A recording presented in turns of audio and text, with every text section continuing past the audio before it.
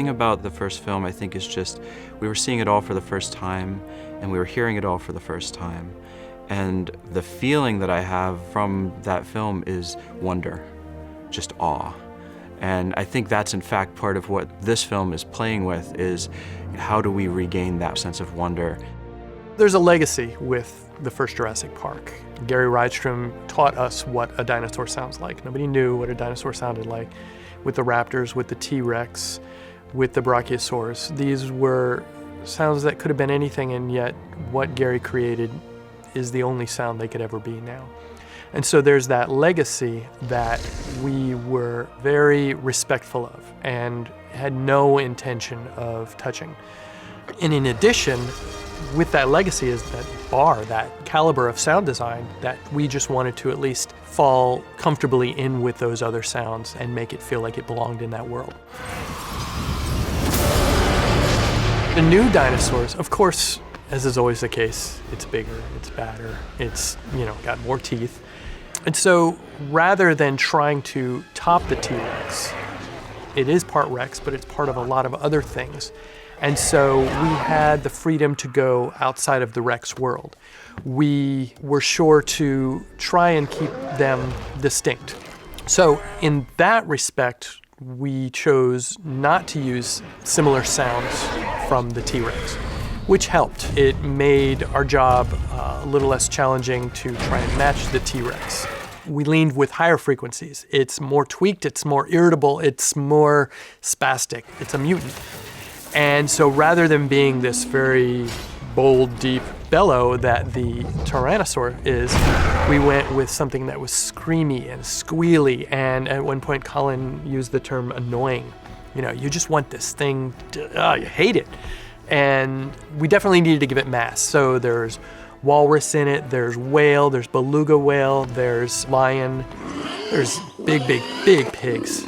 So a lot of the body of the Indominus, to give it its size, is still large animals. But then there's lots of screamy animals in it that hit the higher frequencies, using things like dolphins and using monkeys and lots of macaques and spider monkeys. We used a fennec fox that was just really irritated and squealy. So finding other frequencies of animals to manipulate helped us to create a broader palette.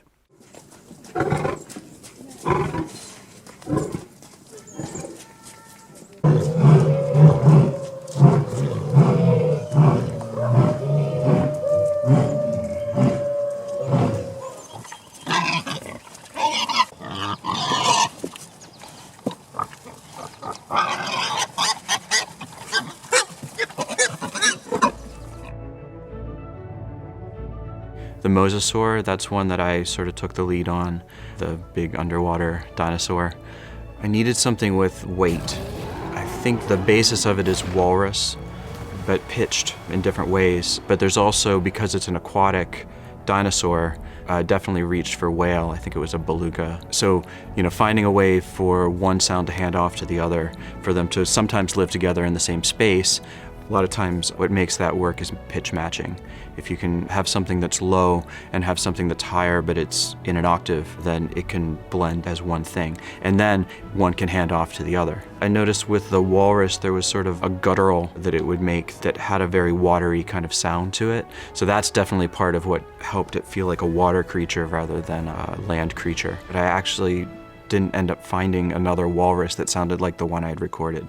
So I think just like people, animals have a very unique voice. And so the point of doing many, many animal recordings is not just to cover check lion, check tiger, check bear, but it is actually, well, that bear, that lion, that, as opposed to they're individuals and they have a unique voice. And I think that's a part of the key of making an individual dinosaur sound like an individual.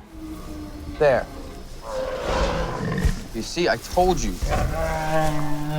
You're welcome. Up close and personal with 4 Dinosauruses. And Kylosaurus. We shouldn't be here. And there's 5 dinosaurs. Aren't you supposed to be a genius or something? Look. 1, 2, 3, 4. 5.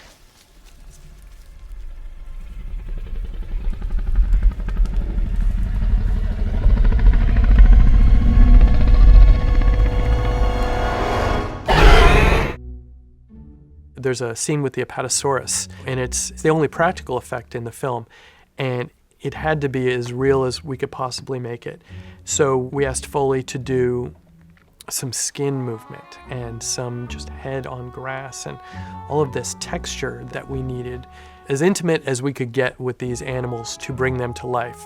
These animals aren't real just because they roar and vocalize. They have to breathe, and when they're running, they're like racehorses or dogs. And so a lot of focus was put into the breaths of the animals as well. So that Foley texture and those breaths are, I think, really what happens in between the vocals that makes you believe that these things they're real. We had a great time creating the footsteps for the raptors. We did some great outdoor Foley. Steve Orlando, who helped us set up these amazing outdoor landscapes. And being here on the ranch, we have such a great resource. You know, we don't walk out onto a parking lot in the middle of Burbank Boulevard. We are out remote, so we can do some really fun stuff that you would normally have to drive 40 or 50 miles to access. And we set up this outdoor pit of wood chips and different branches and things, and we had Benny Burt, one of our Foley effects editors, go out and act like a raptor. We took these DPA mics and we attached them to his feet. And then we had myself and Nia Hansen and Scott Cateau all out with recorders chasing Benny around as he ran around like a raptor.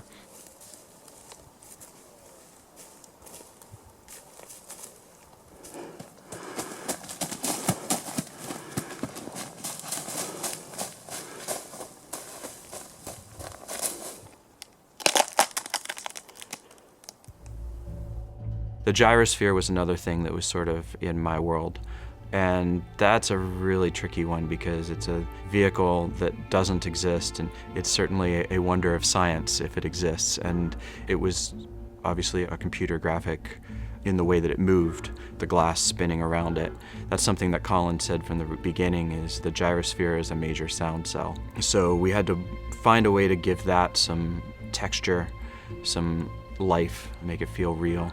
So I did a lot of glass recordings. One of the things I did was I took a glass carboy, big 5-gallon jar, and put a microphone inside, but because I wanted to spin it and I can't have a cable off the end that's getting tangled, I put it on a potter's wheel so that it would spin. So I put the microphone in and I put a wireless transmitter on the microphone, ran that to a wireless receiver. And so it's a freestanding, free spinning thing. And then I was able to take different wheels, different objects, and sort of rub it along the outside of the carboy, get the glass resonance from the inside, and could vary speed it so it's speeding up and down.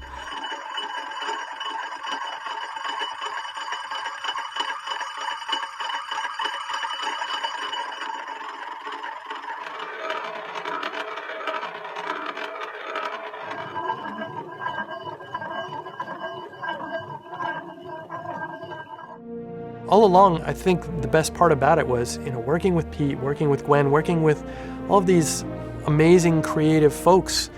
And for me, I'm very proud of how it sounds, and I'm very proud and pleased that Colin is happy. I'm very, very proud and pleased that Gary is happy.